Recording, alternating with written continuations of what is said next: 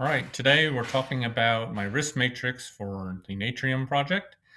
Quickly here as an overview, then I'm going to have a discussion of each individual risk 6.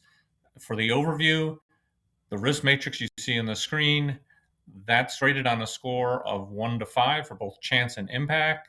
You multiply them together, you get your total amount of risk. One thing I've introduced here that is not the norm is I have a mitigation reduction. And I did that specifically in my experience. Everyone says you have a risk. Okay, how am I going to mitigate it? So I need to address that. But I also need to address how likely it is that mitigation is actually going to reduce your risk significantly.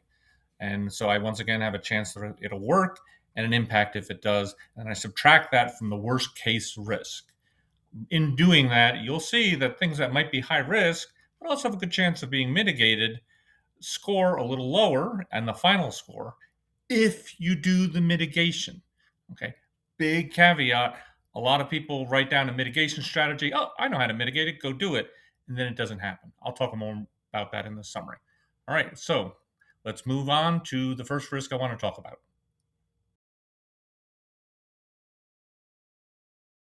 So I'm actually going to start at the bottom of my risk matrix because everyone's going to look at that and say, oh my gosh, a nuclear reactor, how can that not be the most risky thing? Well, let me tell you why. So to start with, the maturity of nuclear reactors today, even the natrium reactor, is far more than I thought or the general public understands. So a sodium-cooled reactor, they have been in development for 30, 40 years. Are they routine? No. Are they new? No. America was actually a leader in this field, and then for basically political reasons, we got rid of them in the 90s. Familiar story, right? I recently looked at a couple of things, not just the US experience, not just the other reactors in the world, but there was a paper I read from China where they were talking about their sodium reactor work. I cannot tell you that I'm an expert on how to manage a sodium cooled reactor. What I can tell you is I'm used to judging what level of technology a project is at. The matters being discussed and how they were being discussed indicate to me that the reactor is being productionized, that the basic proof of concept and even the general knowledge of how to do it is in the past.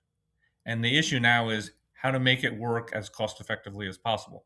So, is it totally set? Absolutely not. So, that's why I have listed there that design changes are likely. That, by the way, is true about any major project, right, that you're going to have changes. I assess that risk. You can always change the numbers as you like, but there is a significant risk that you're going to have significant design changes. Not huge ones, but significant ones once you've made the first reactor, and even in this case, the 10th reactor. Having said that, can that be mitigated? Absolutely. How to manage a design change process is well understood in engineering. So that can drive down the level of risk greatly. But why doesn't this happen in projects as a general rule?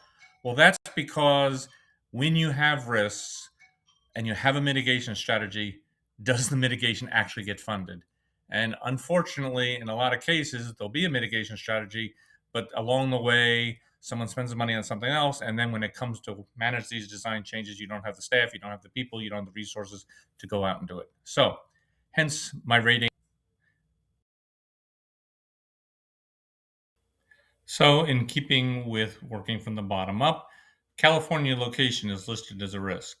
So, why is that rated so high? You are guaranteed to run into opposition in the California situation, and specifically Northern California and Humboldt Bay. Those are absolutely going to have issues. I say that for a couple of reasons that are fairly obvious. The state right now has a moratorium on nuclear reactors. It's being revisited, but obviously that's an issue.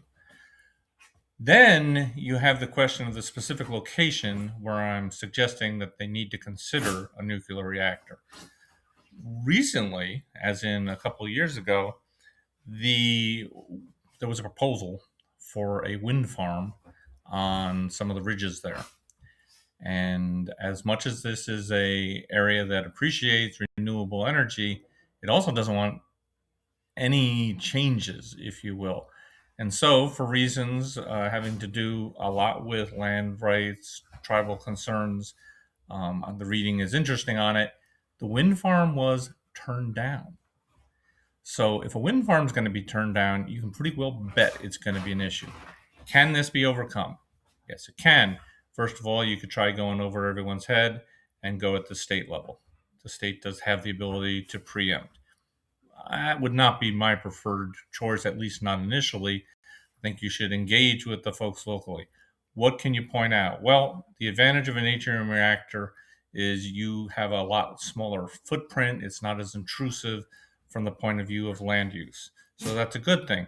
Having said that, that is by no means a guarantee. So while I do think that this risk can be mitigated to some degree by discussions, and one of them is going to have to be more providing open data than has been done to date by the folks at TerraPower. I still say that's a modest one, and that's a risk that can be only partially mitigated and is going to stay a hot button topic. So there's my California location risk. So, electricity market, this has a lot to do with the fact that the price of electricity varies a lot. You have a lot of competition. Specifically in California, you actually have a significant renewable presence. You have to match that against the weak grid that the nation has in California specifically. So, looking at the risks there, right away, you're going to get to the fact that the pricing is difficult to predict in the future, and difficult is probably an understatement. I more recently have come to appreciate the fact that it's really managed as a commodity. I kind of knew that, but didn't fully appreciate the ramifications of that. And it presents a difficulty for a large capital intensive project like a nuclear reactor, which it's not so easy to vary the cost. The reactor needs to run, it needs to make money and be able to sell its power consistently. Now, the natrium reactor, because it has this thermal storage system that allows it to ramp up and down, unlike a conventional reactor, it was designed with this issue in mind, and it presents both a risk mitigation and it presents an opportunity. If successful, it could give the natrium reactor a leg up over a lot of different forms of power. And it is very complementary when successful with a renewable network. So it's a risk. And if the market dropped too much, it could be a potential problem for the long term finances. But it's also an opportunity. So definitely needs to be managed, but it's not at the top of the risk. So you can see where it lands. So let's talk now reactor construction. This is expected to be Unit 10, so we're not talking the first of its kind level of risk, but a reactor being under construction is always going to be a significant project which has schedule cost and performance risk. And in the site we're talking about here, you got to manage earthquakes, there'll probably be some customization required. So it's a significant risk. Now, you can mitigate that to some degree by trying to establish fixed price contractors with the people who are building it. You are going to have, and it should not be understated, issues with the labor pipeline, not just for the reactor construction, but to have a staff on site on day one that's able to effectively operate the reactor. Just as, unfortunately, nuclear reactors kind of fell out of vogue in the country and some of the progress technically wasn't there, that also drove a reduction in the workforce available to manage nuclear reactors. Can that be mitigated? To some degree. Could you roll out 100 reactors a year? Absolutely not. So you're going to have to find that sweet spot. So that's my assessment of nuclear construction and the risk associated with it. So moving on now, supply chain. And this risk is the one that's frankly going to have to be largely monitored. So bottom line up front, this is a big risk, and there's not only going to be a limited amount that can be done about it. And I'm really going to hone in on one specific item. So supply chains are an issue in any project, and I do not mean to make light of the fact there are a lot of things that can go wrong with supply chains. I worked in that field for too long. I get it. Specifically to the natrium reactor, the fuel that's being used has no domestic source. Is the federal government taking actions on it? Yes, they are. They've awarded contracts. They have established the construction of plants to make this more highly enriched uranium available for this new breed of reactors. That is all good. They are late to need. The ability of a reactor to be constructed versus the ability to make the fuel, I'm more concerned from a schedule point of view of will you have the fuel available when you need it for reactor operations. That may sound strange, but it's a big issue. Having said that, going forward, I do not see it an insurmountable problem, but it could cause a delay in the effort. And there's very little that TerraPower or the state of California can do to mitigate this.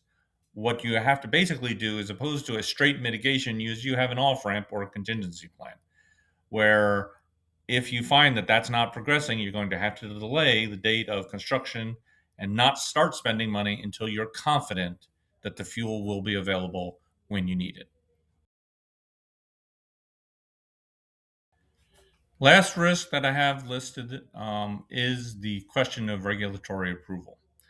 So, this has historically been the bane of the nuclear industry. It has, at least verbally, been said to be changing at the federal government level. They're trying to shorten the timelines. No matter how you slice it, it's still a significant risk. Can you mitigate this risk? Less than you'd like. They've done a great job working on the initial site reactor, and I am sure that those efforts will continue. That having been said, it takes time to do the approval process, and this industry has to be treated like airplanes. You can't have failures, and it takes more time to do those approvals, and that's good for the industry.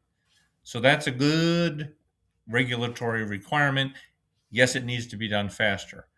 The reason I don't score it as a higher risk than it is that when I look at the risks for the fuel, when I look at the risk for the location, it does not score as the primary driver.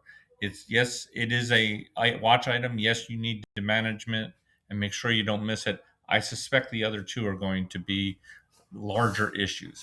And that's the complexity associated with a risk analysis. You judge the risks individually, standalone. You also have to look at how they do when you compare them all to each other. So, hence my rating for that.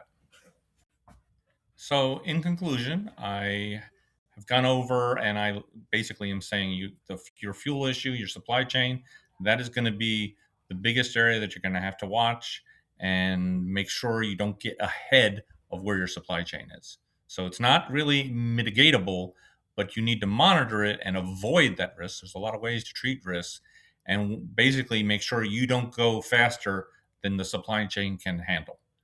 The California location, well, that is going to be a really big deal. And you're going to have to sink some money before you know you can basically build a reactor there. It is somewhat mitigated from an expense point of view in that you can't, if you will, start until get too far down the line until that's approved. So that is something that's going to also have that avoidance path. Last statement about where I have mitigation. I mentioned at the beginning, it has been my experience that all too often there is a tremendous reluctance to take money that is set aside specifically to mitigate risk once you're in the middle of a project. Leadership changes, people start to look at it as a potential profit source. Well, if I can avoid spending it, and then they delay taking the steps that need to be done. And one of the things about a mitigation action is there's a time when executing them is effective, but if you wait too long, then its effectiveness is probably no better than not doing it at all. That is something that I've seen where I have successfully managed risk. I've had a lot of flexibility in how and when funding could be applied on reducing risks. And when the project that I've been working on has failed, it's because it gets reprioritized or spent on the wrong factor. So maybe early on in the project, you run into an issue with your concrete pour and you want to make sure you don't have any issue because everything else is going to work right, and you sink all your money into making sure that your construction operation and your concrete goes properly. If you throw all your money up front at that and then you have another problem, you're dead. And that's where the real skill for risk management comes in, knowing how much, when, and it's why you do a risk matrix like this. So, comments, thoughts, please let me know. Take care.